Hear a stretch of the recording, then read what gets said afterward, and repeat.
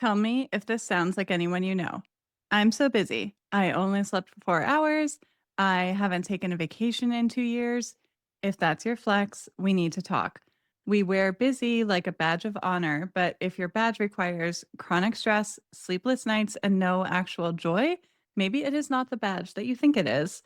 We've been sold the idea that if we're not exhausted, overbooked, and one Slack message away from a complete meltdown, we're not doing enough. But what if your real value has nothing to do with how stretched thin you are? Let's talk about why the glamorization of busyness is so prevalent, the harm it causes, and what we can do about it. I'm your host, Emily Shutt, a professional certified coach with over a decade of experience helping smart, driven women untangle the drama around money, relationships, and well being. I'm here to help you do the same using science backed coaching tools rooted in cognitive behavioral theory, positive psychology, and peak performance.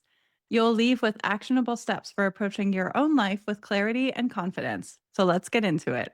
I personally have had different phases of glamorizing busyness in my own life. In high school, it was with all the AP classes, sports, my waitressing job, and all the extracurriculars wedged in. And the driver was wanting to make sure that I was signaling that I was a hard worker because I needed to get scholarships to be able to afford to go to college, basically. And I did, but I was on the brink of tears like all the time. And it took a really long time to learn to operate differently once I was basically in the clear financially. So I really was busy and way overscheduled, but there are lots of people who are, and not everyone brags about it the way that I did at the time. I think on some level, I was hoping someone would like notice and be impressed. And in a way, I was giving my power away to outside forces to decide what I was worthy of in exchange for my busyness. But if you're busy for reasons you inherently like and are not overwhelmed by, you don't need to brag about it because it's not for anyone else. If you're bragging about being busy because you actually are desperate for help but don't know how to say that, that's worth examining for yourself too. I was trying to think of some stories I could share around extreme examples of glamorizing busyness and burnout because it just kind of feels like the air we breathe sometimes. But the truth is that by the time clients come to me with this challenge, they are no longer glamorizing it. They're too tired to glamorize anymore. We shouldn't be pushing so hard that we literally would fall asleep where we stand because of all of the activity and exertion that we're doing. So that actually also happened to me more than once. And I think a lot of us have these stories. Obviously, there are times when this happens and there are much worse consequences than what I experienced, but being pushed repeatedly to the limits is not good for us. I want to make a couple of distinctions here. Sometimes we feel the need to glamorize busyness because what we actually need is help. Sometimes we do it because we want others to feel impressed with us or that we are worthy of something. And sometimes we have made choices that keep us so busy that we can't examine the big questions that we are subconsciously too scared to ask. Like someone who's so busy all the time at their job in investment banking is going to have limited, if any, capacity to actually take a moment to consider whether that's the how she wants to use her life. Like we're too busy and then we're too tired to ask big questions, much less act on what we would discover if we did.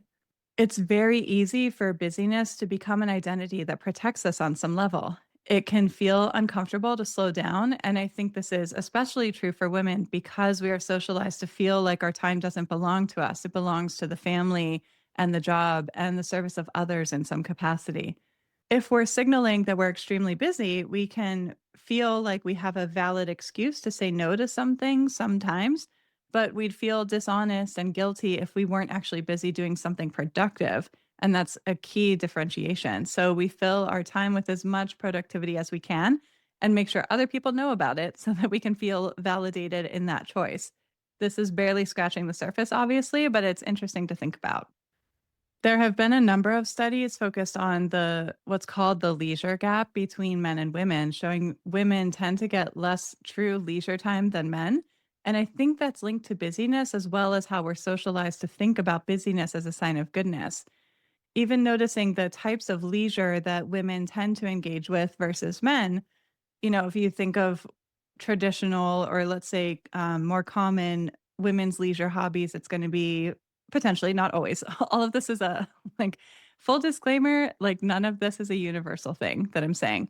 But if you think about like a lot of women, their hobbies are going to be cooking or gardening or knitting something or like something that is like productive in some way and that potentially serves other people in some way, which is fine. Like if you're super into that, it's totally fine.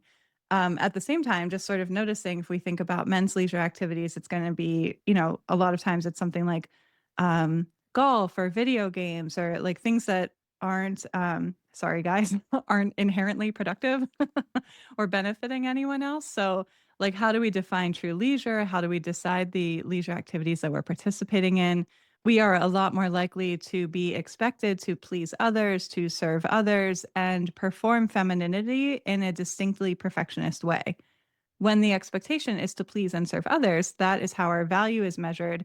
It stands to reason that we would have a lot of motivation to make sure that others know that we're doing it correctly and that we're not selfish with our time. I think that's what's really happening when we're trying to glamorize busyness. And there are emotional benefits to being perceived as busy, not inherently from the busyness from itself, but from the thoughts that we get to think and believe about ourselves because of what it means to be busy.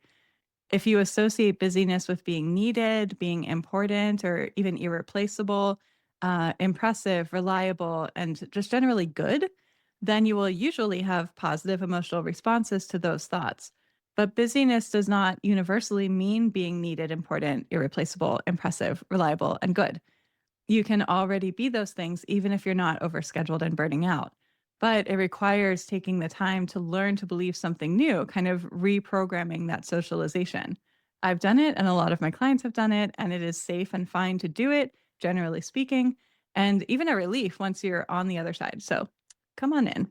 Like, take a moment to think about what chronic busyness actually costs us. It erodes our health, our relationships, our ability to think creatively and abstractly, and our ability to make decisions that feel aligned with our bodies. Our bodies actually give us amazing cues about what we want and need, far beyond like hunger cues and sleep pressure, things like that. But we're often keeping ourselves too busy to register them. There's that phrase that goes around in the wellness influencer space all the time that's like, choose your rest day or your body will choose it for you. And I can't tell you how many times I would personally run myself ragged, especially when I was younger. And the second I had some time off for a holiday or a vacation or it was, a break from school, I would get sick immediately. And it was like my body was trying really hard to keep it all together when I was super busy because I wasn't allowed to rest. I was basically signaling to myself that it would be dangerous to slow down. So my body did its best to comply. And then the second I did have an opportunity to slow down, my body was like, excellent, that's our cue, and mandated rest by getting me sick. These days, I think a big part of what keeps me up and running productively most of the time is that I'm very attuned to when I start to feel off, especially in the winter, and I will make space to rest proactively so that my body is better prepared to deal with whatever is trying to work its way in. Obviously, this is not medical advice. Like it says in all my show notes, this is not a substitute for medical advice, legal advice, any of it. And anecdotal stories are not a substitute for actual science. We know this. But chronic stress isn't just an anecdotal vibe, it's physiological. Long term stress and this always on sense of busyness have been linked to higher risk of things like heart disease, high blood pressure, diabetes, depression, headaches, sleep problems, irritability. Like there's a really long list. But again, I'm not a doctor. So it probably comes as no surprise. And you may even recognize it in yourself that a lot of women fantasize about needing a hospital stay. Some of you may have heard about this before. Like they want to be able to stay in a hospital and they want something to put them there that is like not too serious, but serious enough for them to just be able to get a few days where they focus on themselves and get a break from their regular lives. We are desperate to not be so busy, but we're often creating the very prison that trapped us because we won't let go of anything that we're doing either. And if you notice those thoughts coming up a lot or are feeling really intense, that can definitely be a sign to get some professional support, not just try to power through it alone. Being constantly busy can also sabotage the very outcomes that we think it guarantees. So, think about when you've been busting your buns, taking on every extra project at work only to get passed over for a promotion. Or when you're trying to juggle competing priorities for different key leaders in your company and then get called out for being distracted in a meeting where your input was expected, but it's really because you were, responding to something else that seemed equally urgent. So it's damaging to leadership presence and quality of work.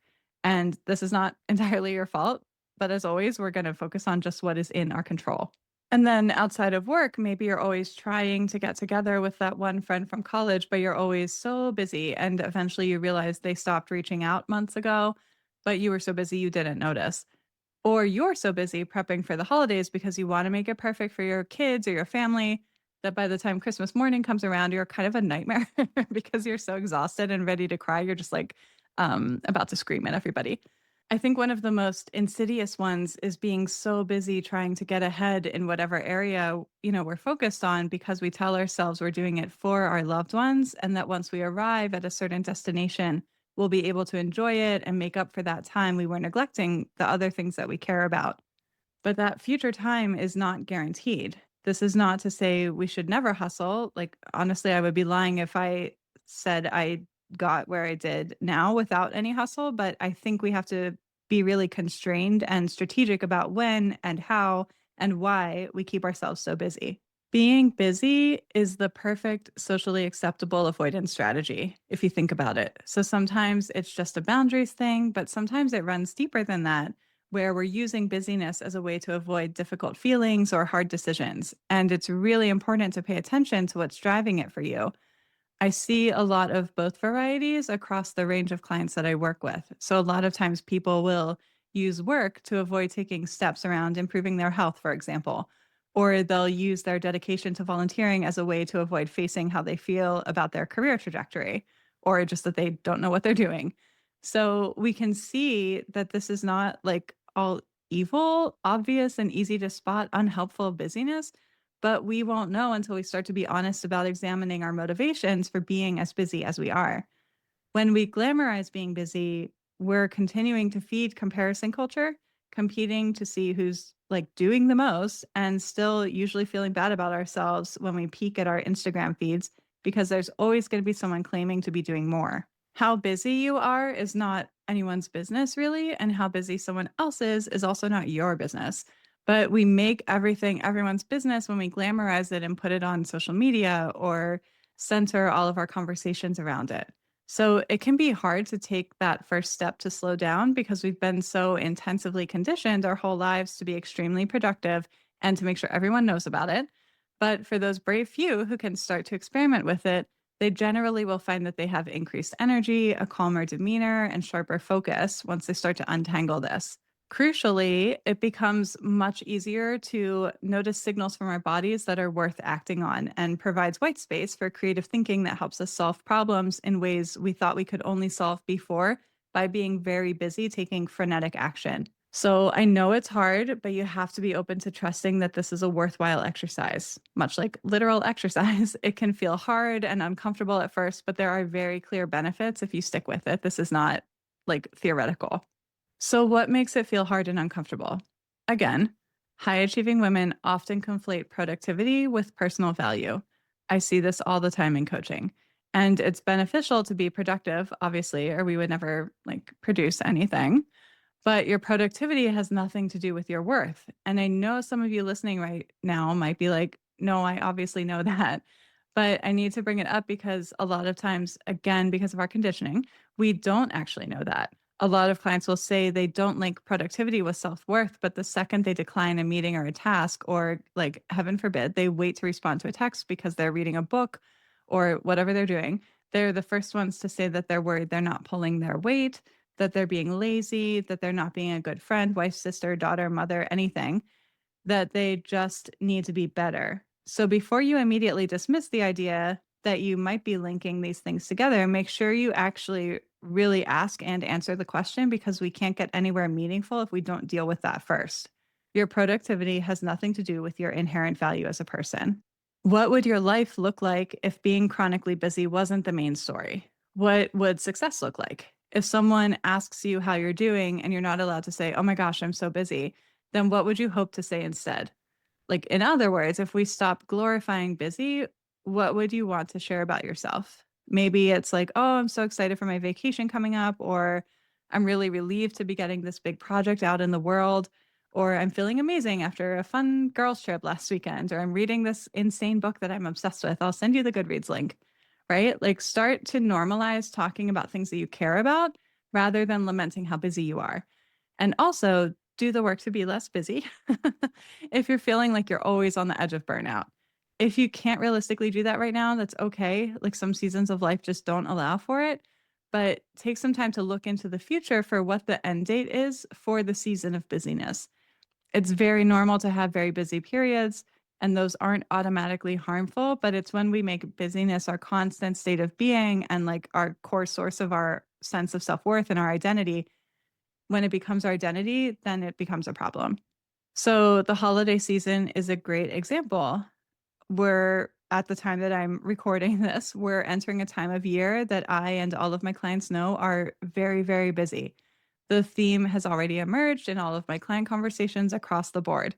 It's easier to feel agitated, and people who are normally calm and easygoing will find themselves getting frustrated or annoyed at things that don't usually ruffle them. When this happens, it's important to recognize it for what it is and that this is just a season where it tends to happen and it will pass. And it doesn't mean you're a bad person if you're a little snippy.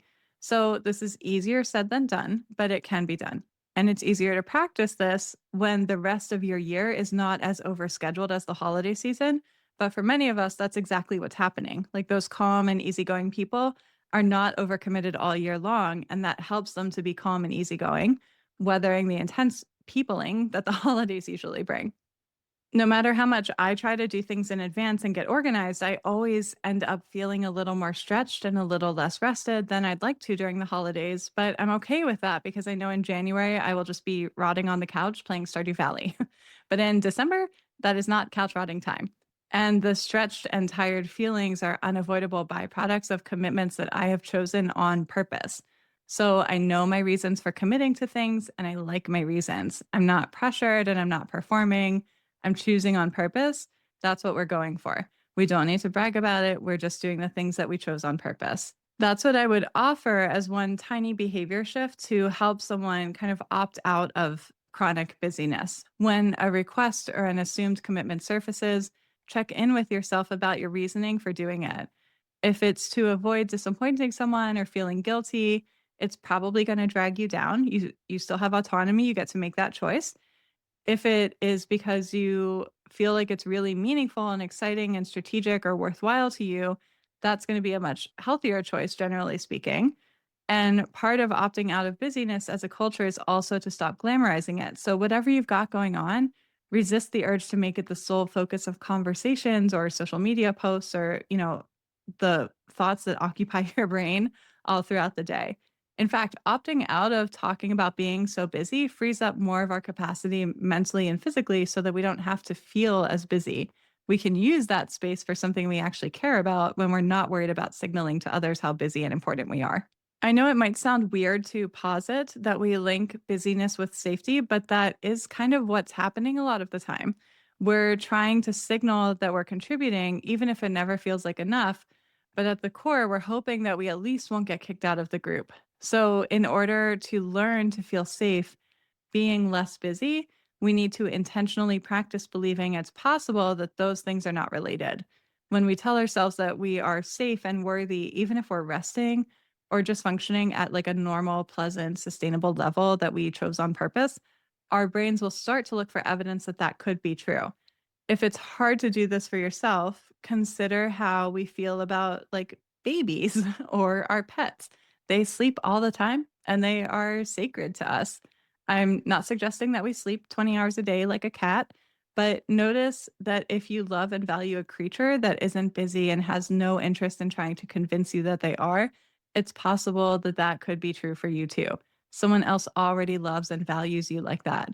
That's the belief that you need to start practicing thinking on purpose to start to kind of break the curse of busyness as a virtue. That's what I want to leave you with.